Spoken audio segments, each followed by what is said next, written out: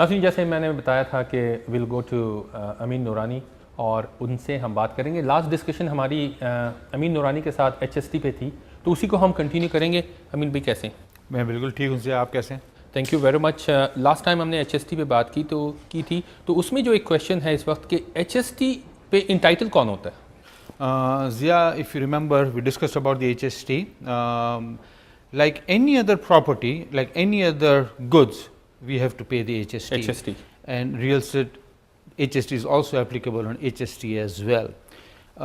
Now, in order to give some break to some specific categories, CRA has given some rebates to two categories. Ji. One is that अगर आपने घर जो है वो अपने principal residence के तौर पे ख़रीदा है, तो in that situation you will get refund, HST refund कहते हैं।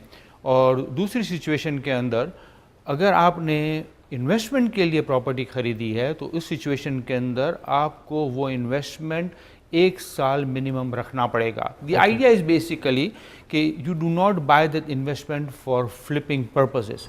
दोनों सूरतों के अंदर अगर आपने प्रिंसिपल रेसिडेंस के लिए घर खरीदा है और अगर आपका इंटेंशन उसमें रहना नहीं है, इन दैट सिचुएशन आपने प्रॉपर्टी खरीदी है, आपने उसको डिक्लेयर किया प्रिंसिपल रेसिडेंस के तौर पे और उसको आपने फ्लिप कर दिया, इन दैट सिचुएशन अगर आपका इंटेंशन नहीं है तो CRA can come back to you and you can apply the capital gain on that one.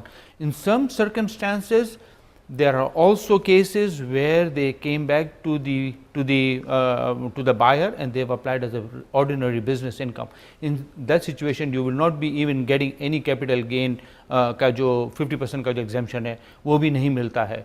और it is very very important। और पास में देखा गया, अभी मेरे पास रिसेंटली एक केस आया था जिसके अंदर जो मेरा क्लाइंट था, he has applied for principal residence। उसका इंटेंशन यही था कि वो प्रॉपर्टी लेके भेज देगा, 4-5 महीने उसने किराए पर रखी और प्रॉपर्टी को बेच दी।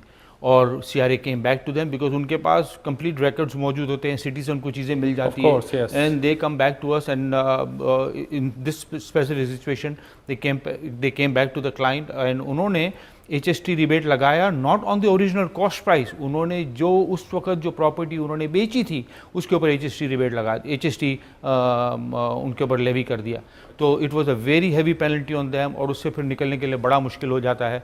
तो इट इज़ वेरी इंपॉर्टेंट कि जब आप प्रॉपर्टी खरीद रहे हैं उस वक्त आपका क्या इंटेंशन है। अगर आपका इन्वेस्टमेंट का इंटेंशन है, keep the property for 1 year and get the HST rebate and move on. लेकिन इंटेंशन के अलावा ये भी तो इम्पोर्टेंट है ना कि डिस्क्लोजर। That is very अगर आप important, डिस्क्लोज right? नहीं करेंगे, Exactly. then you have to be ready for the consequences. Absolutely, yeah, right। और हमारे यहाँ ये बड़ा रुझान पाया जाता है कि जब आप प्रॉपर्टी खरीदते हैं, क्योंकि उस वक्त आपको एक फॉर्म दिया जाता है, उसमें पूछा जाता है कि whether this is your property personal, this is for your principal residence और this is for investment purpose.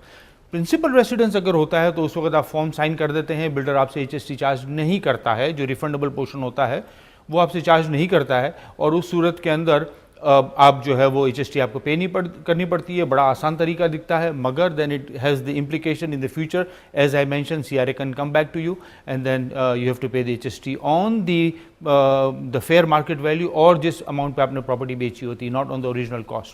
तो बड़ा इंपॉर्टेंट है कि जब आप डिस्क्लोज करें तो at the time when the property you are buying, it is very important that what your intentions are. ये जो टोरंटो ओंटारियो हाउसिंग रिबेट है, इसकी क्वालिफिकेशन किस किस को जाती है, ये कैसे होगा? ज़िया, मैंने जैसे आपको बताया कि देर आर 2 कैटेगरीज। अगर आप तो प्रिंसिपल रेसिडेंस के तौर पे ख़रीद रहे हैं तो आपको रिफ़ंड, थोड़ा सा रिफ़ंड मिलता है। हम पिछले एपिसोड में डिस्कस कर चुके थे। कुछ HST के 2 पार्ट हैं, PST और GST। GST के अंदर कुछ छूट है, PST के अंदर कुछ छूट है। तो जो रिफ़ंडेबल पार्ट होता है वो बिल्डर आपको चार्ज नहीं करता है और आपको छूट मिल जाती है अगर प्रिंसिपल रेसिडेंस के तौर पर आपने प्रॉपर्टी खरीदी होती है। अगर आपने इन्वेस्टमेंट प्रॉपर्टी के तौर पर घर खरीदा होता है तो आपको उस वक्त HST पे करनी पड़ती है और within 2 years of the closing और the possession, depending on the circumstances, आपको HST रिफंड फिर मिल जाता है। But it is also very complicated process and I would recommend, चाहे आपका कोई भी अकाउंटेंट हो, उसके साथ आप मशवरा करें और आई वुड रिकमेंड कि आप उन्हीं की हेल्प से जो है वो रिबेट वगैरह अप्लाई करें। और because it is technical, there are lot of requirement to be filled and it is as I suggested that please look into that carefully। or recently there are many audits going on और जब आप apply करते हैं rebate के लिए तो audit में जाता है और you have to be very careful how you apply and good. जैसे कि बहुत से सब्जेक्ट्स हैं उनको हम अपकमिंग एपिसोड्स में ज़रूर डिस्कस करेंगे, सच एज़ कैपिटल गेन क्या है, प्रिंसिपल रेजिडेंस क्या है, तो इन चीज़ों पे ज़रूर डिस्कशन होगी, मगर शॉर्टेज ऑफ टाइम की वजह से एक लिमिटेशंस हैं, हम बहुत सारी चीज़ें डिस्कस नहीं कर सकते। लेकिन थैंक यू वेरी मच कि आप आएँ।